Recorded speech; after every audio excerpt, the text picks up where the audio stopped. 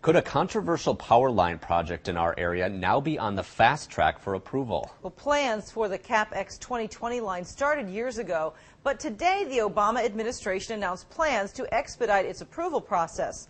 For the latest, we're now joined live in our studio by News 8's Lou Hillman. Well, guys, it's one of 7 projects around the country included in today's announcement. While it may be good for those working on the project, it's a blow to those who have been trying to stop it. 150-foot tall, high-voltage transmission lines, extending almost 150 miles through our area.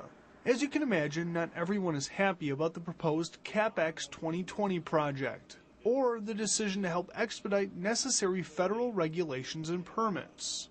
We just think this new initiative by the federal government is an intrusion into state jurisdictions. Joe Morris is with the Citizens Energy Task Force. The group is advocating for hundreds of people on both sides of the river who are concerned about the proposed power lines. They're just concerned so much about the devaluation of their property.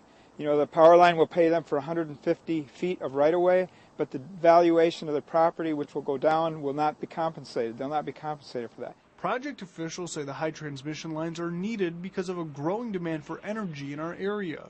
Just like you have to, widen a highway or add another lane, it's no different than the electric transmission system. At some point, it needs to be upgraded. And Tim Carlsgaard is the spokesperson for the project, which includes 5 regional power companies.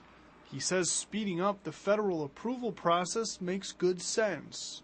This has nothing to do with the state process. This in no way will preempt the state process.